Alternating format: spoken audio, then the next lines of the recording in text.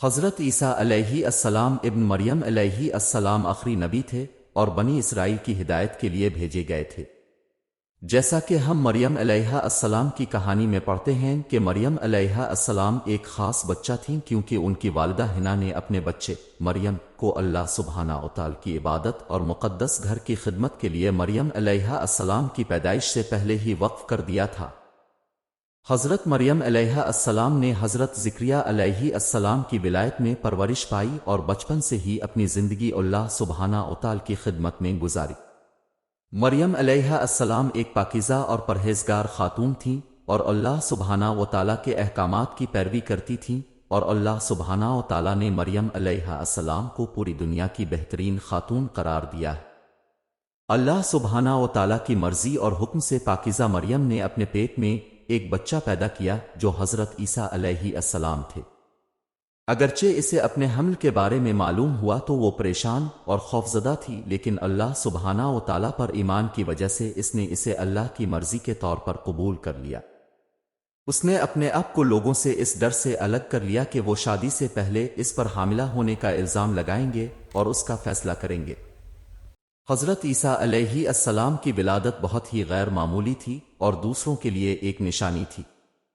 جب ڈیلیوری کا وقت قریب آیا تو مریم نے لوگوں کا سامنا کرنے سے بچنے کے لیے اور ان کے تقوی اور عفت کے بارے میں سوالات سے بچنے کے لیے وہ جگہ چھوڑ دی۔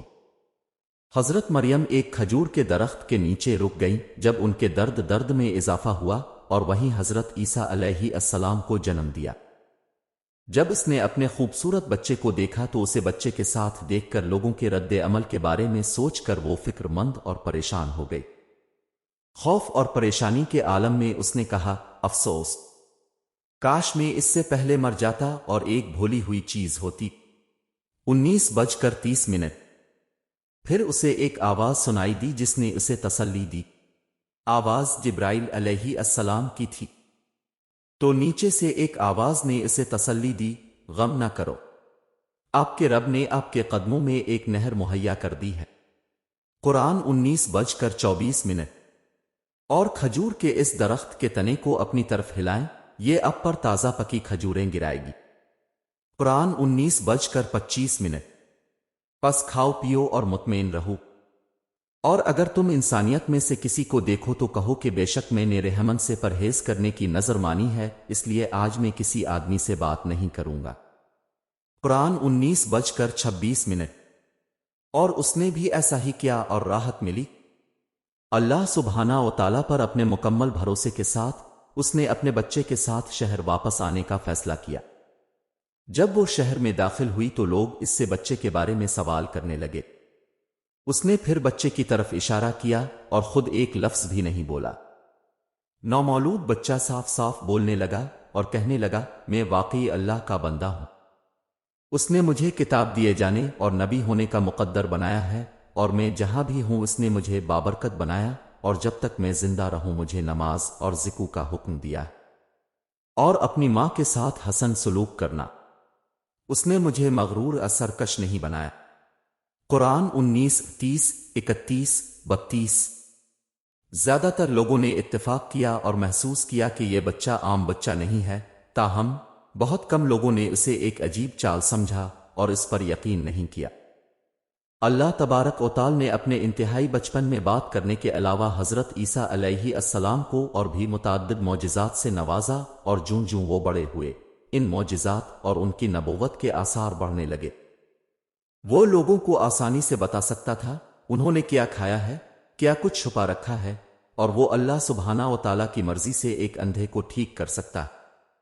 قرآن مجید میں اللہ تعالیٰ فرماتا ہے، اور اسے بنی اسرائیل کی طرف رسول بنائے گا جو ان سے کہے گا، میں تمہارے پاس تمہارے رب کی طرف سے نشانی لے کر آیا ہوں، یعنی میں تمہارے لیے مٹی سے کوئی چیز پیدا کرتا ہوں، پرندے کی شکل میں پھونک مارتا ہوں، اور اللہ کی مرضی سے وہ زندہ پرندہ بن جاتا ہے، اور میں پیدائشی اندھے اور کوڑی کو شفا دیتا ہوں، اور اللہ کی مرضی سے مردوں کو زندہ کرتا ہوں، اور میں تمہیں بتاتا ہوں کہ تم کیا کھاتے ہو اور اپنے گھروں میں کیا ذخیرہ کرتے ہو، اس میں تمہارے لیے یقیناً نشانی ہے اگر تم حقیقت میں ایمان والے ہو۔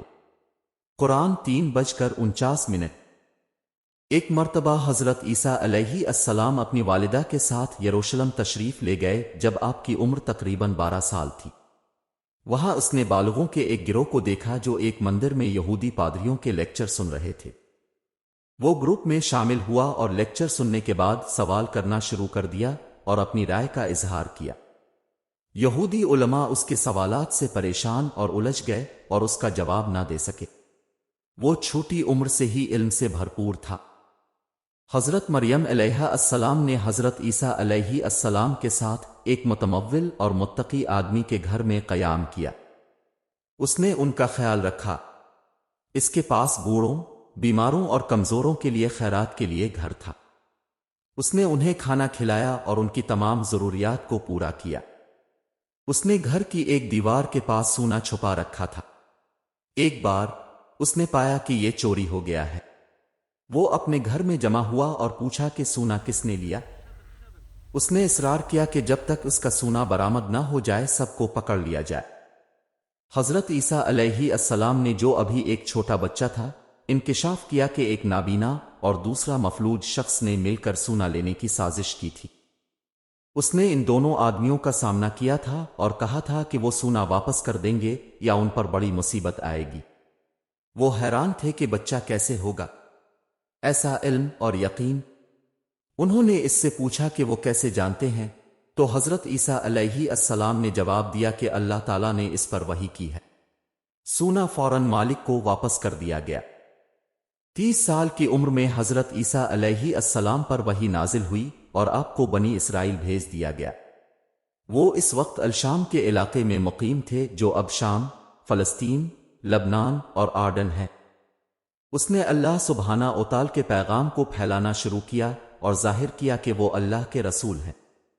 انہوں نے اس وقت معجزات کا مطالبہ کیا جب حضرت عیسیٰ علیہ السلام نے اپنی قوم کو اللہ کے راستے کی طرف بلانا شروع کیا کیونکہ وہ اس وقت جادو اور دوا کر رہے تھے۔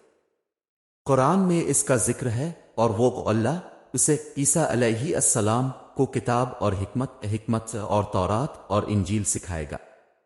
قرآن 3:48 اور اس کو بنی اسرائیل کی طرف رسول بنائے گا جو ان سے کہے گا کہ میں تمہارے پاس تمہارے رب کی طرف سے نشانی لے کر آیا ہوں، یعنی میں تمہارے لیے مٹی سے پرندے کی شکل میں کچھ پیدا کرتا ہوں، پھر میں اس میں پھونک مارتا ہوں اور وہ اللہ کے حکم سے زندہ پرندہ بن جاتا ہے، اور میں پیدائشی اندھے اور کوڑی کو شفا دیتا ہوں اور اللہ کے حکم سے مردوں کو زندہ کرتا ہوں، اور میں تمہیں بتاتا ہوں کہ کیا کیا ہے آپ کھاتے ہیں اور جو کچھ آپ اپنے گھروں میں ذخیرہ کرتے ہیں۔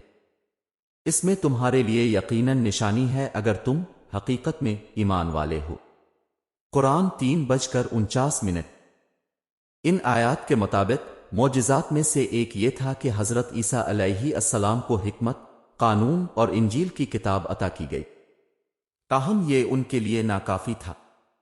اللہ کی مرضی سے اس نے مٹی سے پرندے کا مجسمہ بنا کر اس میں زندگی پھونک دی۔ پرندہ اڑ گیا، لیکن یہ ان کے لیے ناکافی تھا۔ اگرچہ حضرت عیسیٰ علیہ السلام کے دور میں طبی علم اپنے عروج پر تھا، لیکن وہ اندھے پن کا علاج کرنے سے قاصر تھے۔ اللہ کے معجزات ہمیشہ اس کے بعد رسول کو فراہم کیے گئے جو اس وقت مقبول ہے۔ اللہ کی مرضی سے حضرت عیسیٰ علیہ السلام کو اندھوں کو بینائی لوٹنے کا معجزہ عطا ہوا۔ اگرچہ اس کے لوگ طبی لحاظ سے ترقی یافتہ تھے، انہوں نے تسلیم کیا کہ اس کی اندھے پن کو بحال کرنے کی طاقت واقعی معجزانہ تھی۔ وہ جذام کو ٹھیک کرنے اور مردوں کو زندہ کرنے کی بھی صلاحیت رکھتا تھا۔